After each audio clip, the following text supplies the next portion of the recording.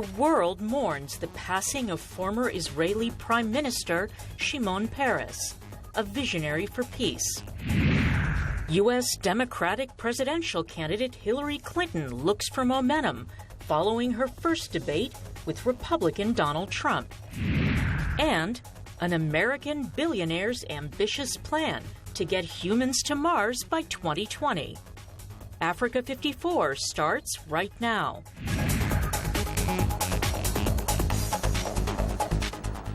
Good evening, I'm Esther Gidou. This is Africa 54. Vincent Makori is off today.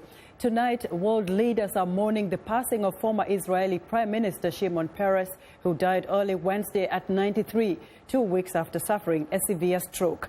Global diplomats and dignitaries are praising the Israeli giant as visionary who committed his life to the elusive goal of lasting peace in the Middle East. VOA's Richard Green has our report. Israeli Prime Minister Benjamin Netanyahu offered words of praise for Peres early Wednesday, hours after news of his death was announced. Shimon dedicated his life to the sovereignty of our people. As a man of vision, his gaze was aimed to the future. As a man of security, he fortified Israel's strength in many ways, some of which even today is still unknown. As a man of peace, he worked until his final days toward reconciling with our neighbors for a better future for our children. Born in present-day Belarus in 1923, Peres moved with his family to the future Jewish state when he was 11 years old, when it was known as British Palestine. He became Israel's youngest defense minister in 1952 at the age of 29 and was credited with working to develop Israel's defense and aerospace industries, along with its nuclear weapons program. Peres would go on to hold nearly every major Israeli political post during his long career, including prime minister twice, the presidency, defense minister, and foreign minister. His major achievement was as foreign minister with the Oslo Accords, a deal for Palestinian self-rule for which Peres, then Prime Minister Yitzhak Rabin, and the late Palestinian leader Yasser Arafat shared the 1994 Nobel Peace Prize. His son, Hemi Peres, paid tribute to his father. He worked tirelessly for Israel from the very first day of the state to the last day of his life. After leaving public office, Peres founded the Peres Peace Center, which develops joint economic, educational, and cultural projects with the Palestinians, Egypt, and Jordan. Richard Green, VOA News, Washington. Israel's foreign ministry says a long list of world leaders are expected to attend Shimon Peres' funeral on Friday, including U.S. President Barack Obama, Bill and Hillary Clinton, Prince Charles, and Canadian Prime Minister Justin Trudeau. Israel's parliament has lowered its flags to half-staff as preparations are being made for Peres' body to lie in state in front of the Knesset building on Thursday.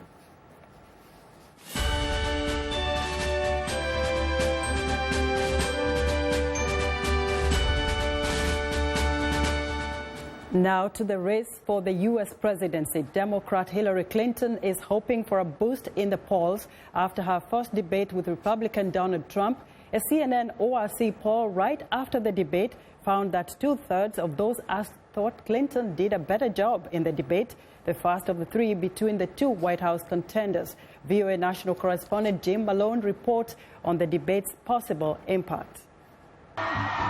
Hillary Clinton appeared to have an extra spring in her step as she greeted supporters in North Carolina the day after putting in a strong performance in the first presidential debate. Did anybody see that debate last night?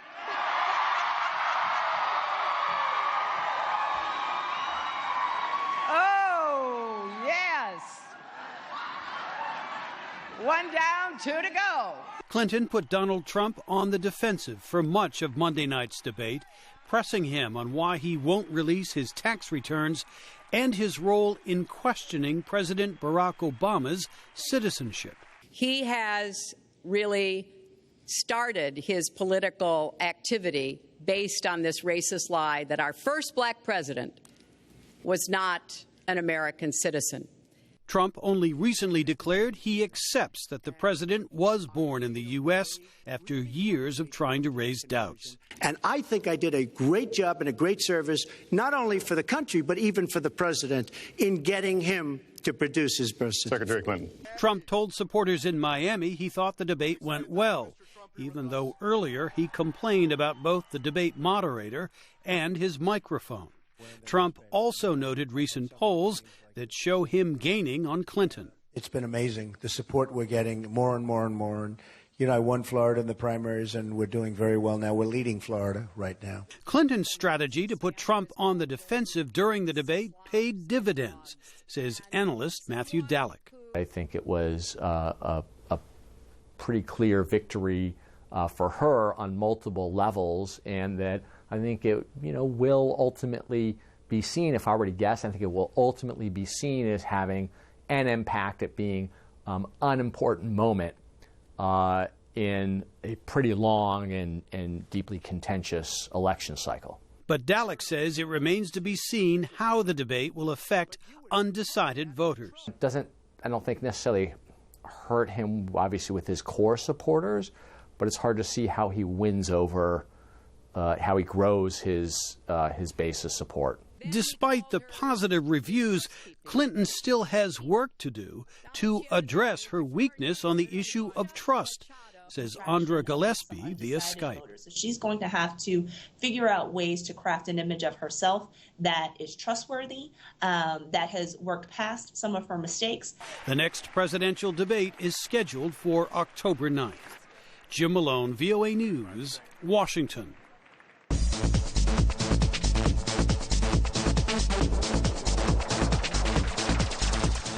Nationalists in France are the latest group to get a boost from anti-immigrant sentiment that's rising across Europe. Here's VOA's Europe correspondent, Luis Ramirez. There are fewer of them in the Mediterranean Sea these days. The rickety boats and dinghies that ferried more than 1 million refugees and migrants to Europe last year. With winter approaching, the perils grow. But that's not stopping desperate people from risking their lives to reach Europe. Though down by 50%, refugee flows are expected to continue at their current levels. The main reason? The intractable conflict in Syria. Have the drivers, have the root causes of forced movement, have they changed? And I think the answer is clearly, given the state right now of the Syrian ceasefire, clearly the root causes have not changed. It is not just Syrians dying while fleeing to Europe. The latest tragedy, a boat carrying 600 migrants capsized off the coast of Egypt last week. The bodies of women and children were among the some 170 retrieved. This is a tragedy. People are dying needlessly because our policies are basically end up indirectly and inadvertently subsidizing the smugglers because they're pushed into their hands. World leaders gathered in New York last week pledged to more than double the number of refugees they take in legally, with the U.S. raising its cap to 110,000 a year. I'm heartened by the commitments that have been made here today. They will help save lives. But we're going to have to be honest, it's still not enough. Not sufficient for a crisis of this magnitude. A fragile ceasefire in Syria collapsed last week after Syrian jets bombed a UN aid convoy, and the Syrian government announced a new military offensive in rebel-held Aleppo. Syrians account for 28% of refugees in Europe this year, and with no end in sight to the conflict now in its 6th year, the trend is likely to continue. For VOA correspondent Masoud Faravar, I'm Steve Baragona.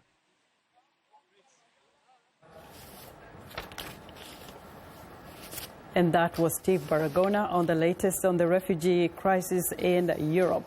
And in recent months, the number of refugee migrants fleeing to Europe has dropped by 50% compared with last year. But the International Organization for Migration, the world's leading migration agency, says the current refugee flows are likely to continue as long as the Syrian conflict remains unresolved.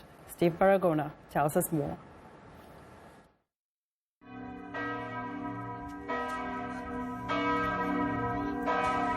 Like the famed stained glass in Chartres' ancient cathedral, the population of France has many facets.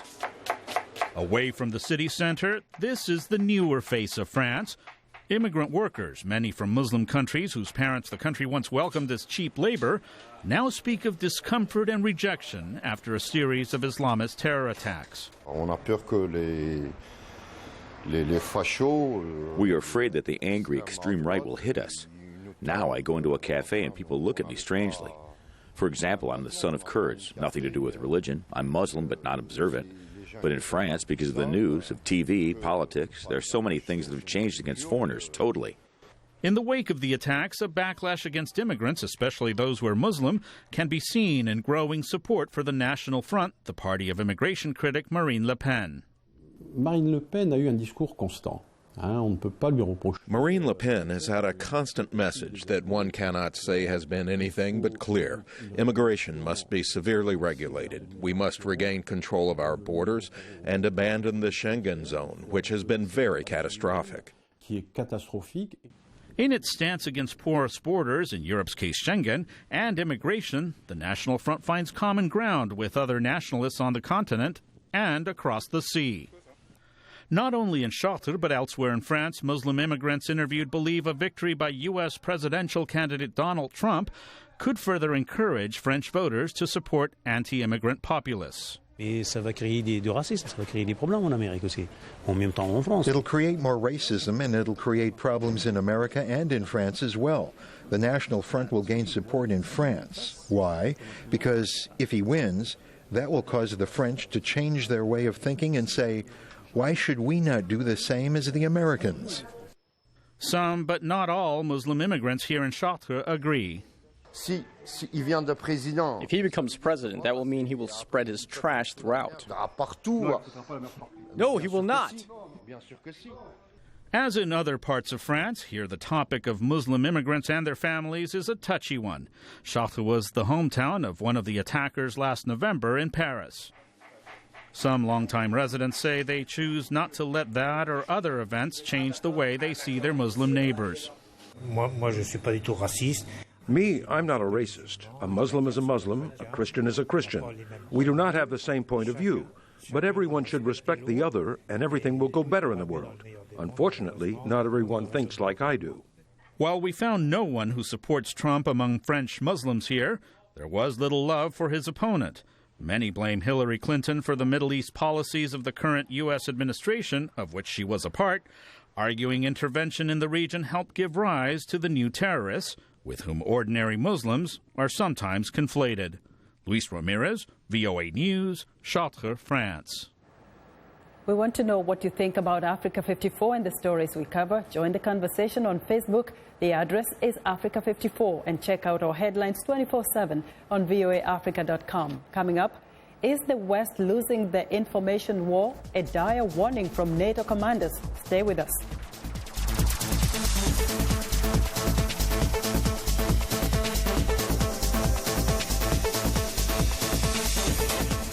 Health news and notes. This is Living Better. Living to be 100 is no big deal in Acciaroli. In this village in southern Italy of only 2,000 people, 300 residents have lived for a century or more. Researchers want to know why. Amina Fodolo is 93. We eat a lot of fish and fresh produce and olive oil, she says. These are components of the Mediterranean diet known to researchers since the 1950s. Now, Italian and American scientists like Alan Mizell are trying to find out if there's something in addition to what the locals eat that makes them live so long. Is there something in their genes that may, along with something they do, make them live longer and healthy? Researchers looked at 80 elderly people from Acciaroli who are physically active and also breathe unpolluted air and live stress-free lives, factors researchers are trying to understand for their possible roles in longevity. I'm Martin Seacrest for VOA's Living Better.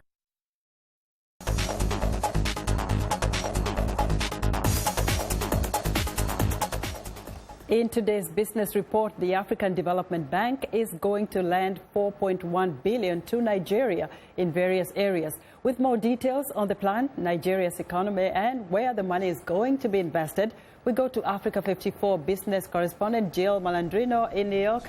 Hello, Jill.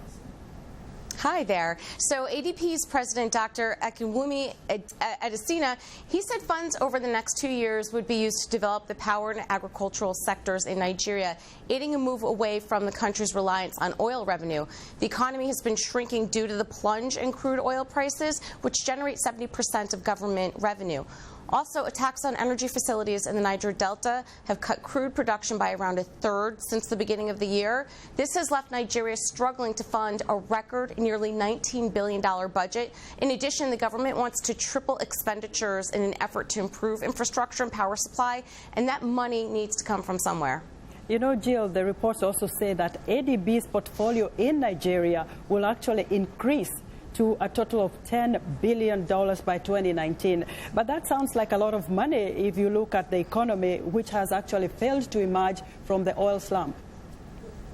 That's an excellent point, and at first blush, I thought the same thing. But Adesina made an important observation about debt versus liquidity, which are two very different things. He said there is no debt crisis in Nigeria. What you have is a liquidity problem, and ADB is trying to help the country drive down inflation and work with the government to provide incentives to the private sector. If you want to come out of recession, you need more than just government. You need the private sector. So incentives are very important to inject that liquidity. In other words, liquidity means cash for investment. But Jill, looking continentally, the common theme there is to improve infrastructure. But how will this drive the economy? Can you cite some of the examples in the continent and where we can find those? There's an old adage that you have to spend money to make money, and that applies from small businesses to complex government balance sheets. It's a process that takes time to play out, but we're seeing results in regional pockets, which is a great start. And we are now seeing a big push for institutional investment in Africa across multiple sectors that are primed for growth over the next several decades. This push is not only good for the economy, but it also shines a spotlight on continued health and education efforts, as well as women-owned business growth. Thank you so much, Jill. Thank you. Jill Malandrino reporting live from New York.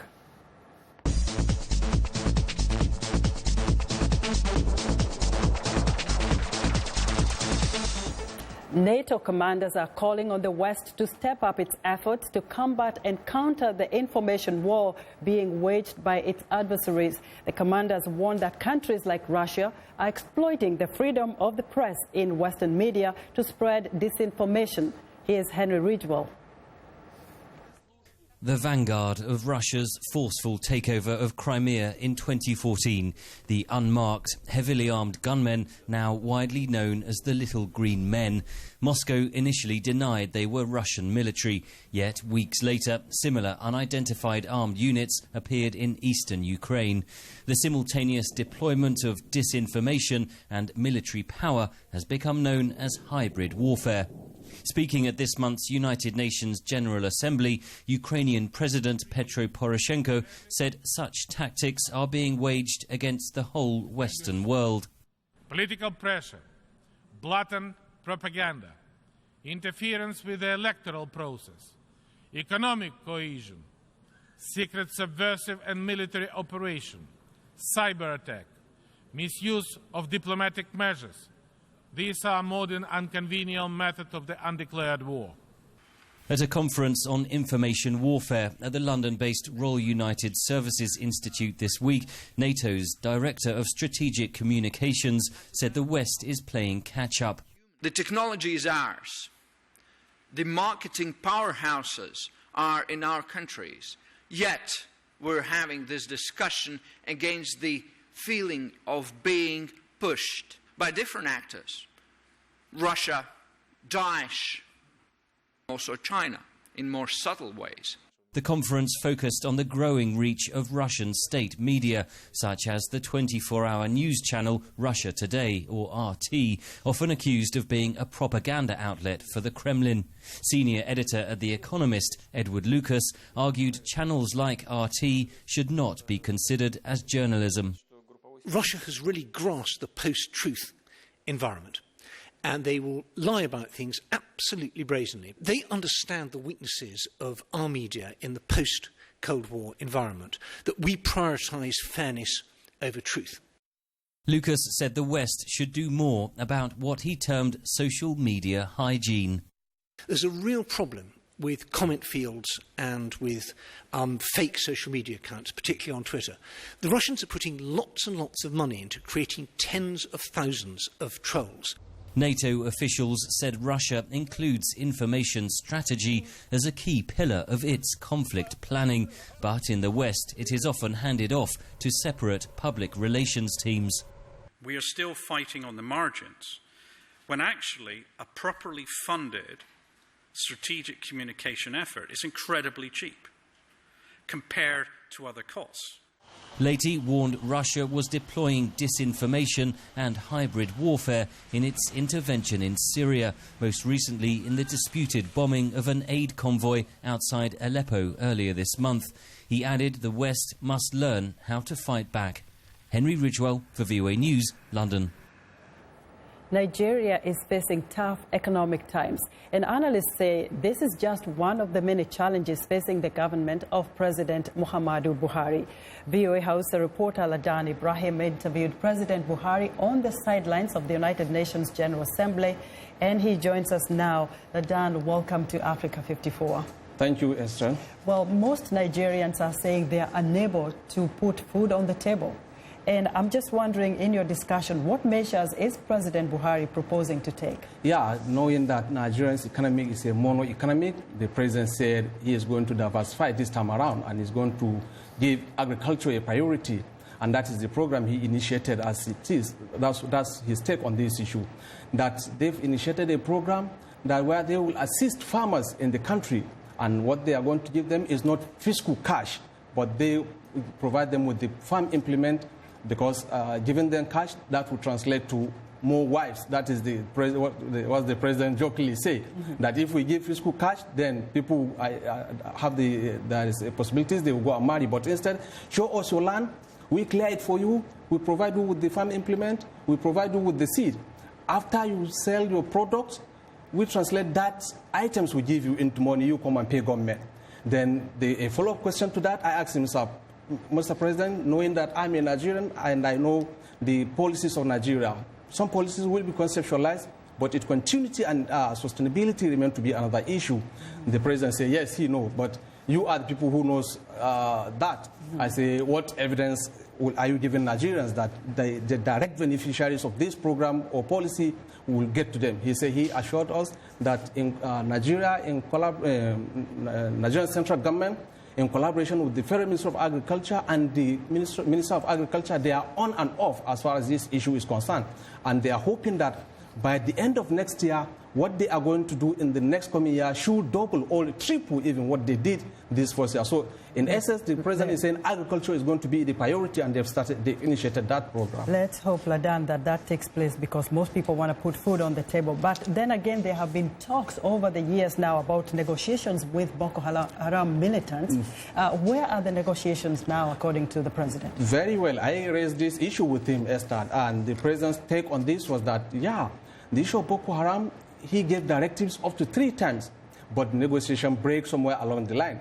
But this time around, he is no longer going to give any directives as far as negotiation is concerned. Whoever wants to negotiate with on the issue of Boko Haram, those people should come out in the open and say, yeah, we are the militant, we are the Boko Harams, we are their leaders. Then it is then that the President say he can go again ahead to give another round of another negotiation. But if not, the situation, the measure they took now, that is what is going to be. Then I follow it again with another question on the issue of the militant, the Niger Delta, who are creating a lot of problems as far as the pipelines of the gas is concerned, and which is one of the major sources of electricity. I asked the President, is government ready to negotiate with the militant in the Niger Delta? And his answer was, they're not going to negotiate yet? Do they? Yeah, the President said, yeah, so it depends on them. It all depends on if they are ready for negotiation or are open. So lack of clear leadership on the part of the militants is holding up the negotiations. Very well. Ladan, thank you very much. Ladan Ibrahim is VOA House Service reporter. It's time now for a short break. Still to come on Africa 54. Insider billionaires plan to colonize Mars. We'll be right back.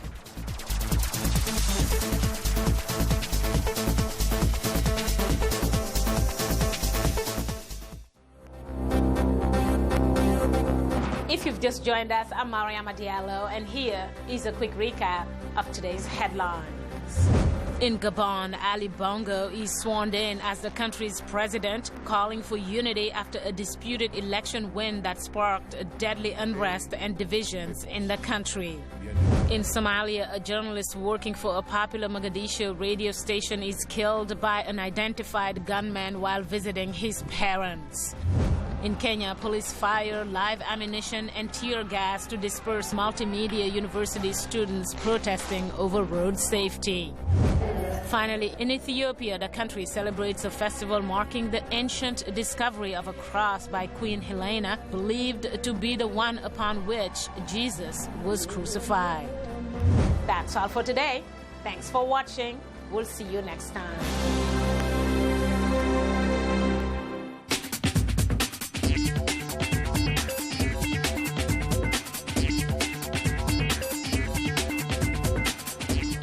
Welcome back. Here's what's trending. SpaceX CEO Elon Musk envisions 1,000 passenger ships flying en masse to the Red Planet well within the next century, Battlestar Galactica style. The Pretoria-born billionaire outlined his plan to establish a self-sustaining city on Mars during a speech in Mexico. He wants to make humans a multi-planetary species by colonizing the Red Planet. Musk noted that SpaceX already has begun work on the Mars colonial fleet, recently test-firing a powerful new rocket engine named Raptor. His goal is to get the price down so anyone could afford to go, with a ticket costing no more than a house on Earth. Meanwhile, back on Earth, China's largest ride-sharing taxi app, Didi, is investing $10 million in China's leading bike-share platform, Ofo Bicycle. Ofo has nearly 70,000 bikes shared every day among over 1.5 million users in 20 cities. Ofo is among a number of startups that are applying mobile internet technology to optimize biking resources on China's campuses and in urban areas not serviced by public transportation. And finally, once the stars of video gaming were Mario, Sonic, and Lara Croft, but now thanks to online video services like YouTube and Twitch, ordinary gamers are finding fame online. UK-based The Yogscast is a collective of gaming fans which broadcasts to an audience of over 20 million YouTube subscribers. The family of over 20 different YouTube channels featuring mainly gaming content and videos related to playing games with friends. Together, they became the first UK-based YouTube channel to hit 1 billion views. And that's what's trending today. And that's our show for today. Thank you for watching and good night from Washington.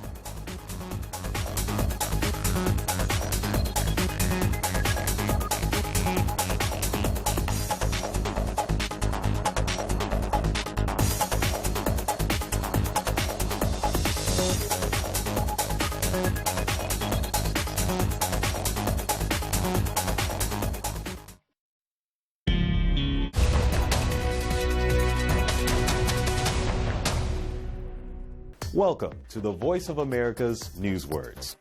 Here is a story that has to do with defects or problems with cars. Listen for the word that means to take back something. Recall. They had meetings over this defect. They shared complaints over this defect. Yet there was no investigation by the government and no recall by General Motors until 10 years later. Recall. It is a word that means to ask people officially to return something.